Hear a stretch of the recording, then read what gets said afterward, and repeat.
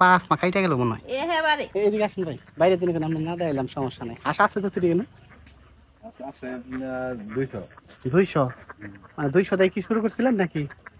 না, 500 দিয়ে শুরু করছিলাম। 500 দিয়ে শুরু করছিলাম, মানে বেচতেছেন? বেচছি আর মানে 200 আছে, এই আর কি দিন পারা যাবে। খালি কি কুড়া বসি খাওয়ান না আর অন্যান্য কিছু খাওয়ান? কুড়ার খাদ্য খাদ্য খাওয়ান। মিক্স করে আচ্ছা আচ্ছা, ঠিক আছে। অবশ্যই এইরকম একটা হাঁসের খামার করার প্ল্যানিং আমার আছে, তার জন্যই মূলত এই ভাইটির কাছে আমি আসছিলাম। কিন্তু এই ভাইটি ক্যামেরার সামনে কথা বলতে রাজি হয়নি, কিন্তু ক্যামেরার বাইরে আমাকে অনেক সাজেশন দিয়েছে। যাই হোক, খুবই ভালো লাগলো এই অল্প বয়সে এত দূর। মানুষের ইচ্ছা শক্তি থাকলে সবই সম্ভব। গ্রামের ভিতরে থেকেও কত সুন্দর একটা হাঁসের খামার করছে। যদিও ভাইকে আমি অনেক চেষ্টা করলাম ক্যামেরাতে আসার জন্য, কিন্তু উনি আসলো না। কি সমস্যা বলতে পারলাম না। যাই হোক, আমার কাছে খুবই ভালো লাগছে খামারটা। অবশ্যই আপনাদের কাছে কেমন লাগছে কমেন্টস করে জানাবেন। আমি কিন্তু বক পাখির জন্য মাছ নিয়ে আসছি, কিন্তু এখন মাছ দেব না, বাড়িতে নিয়ে যেয়ে পরে মাছ দেব।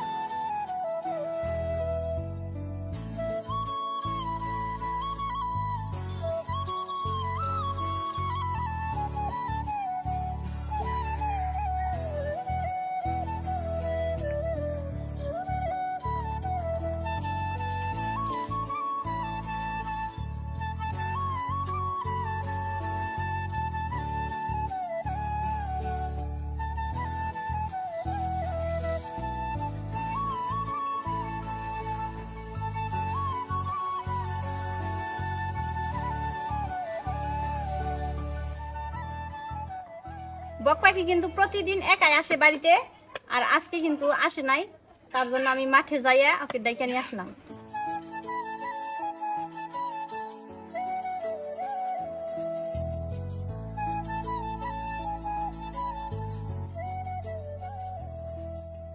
পাঁচ মা কাইটা গেল মনে হয়। দেহ সারা বাড়ি ঝাড়িম করে, ওই যে দেখো। সারাই দাও। এই ঠোকরা দেয়। সমস্যা।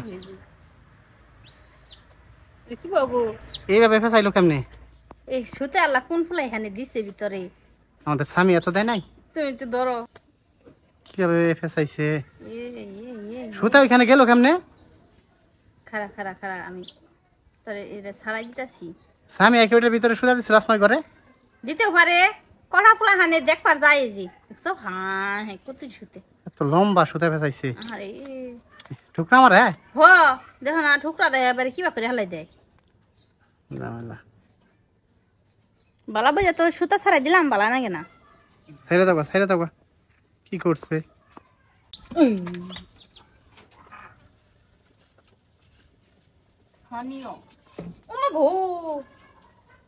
কি করে গো, তুই বন্য করে ধরা হালি না করে আমার দরবার হস, ওকে ঠুকর মাটি।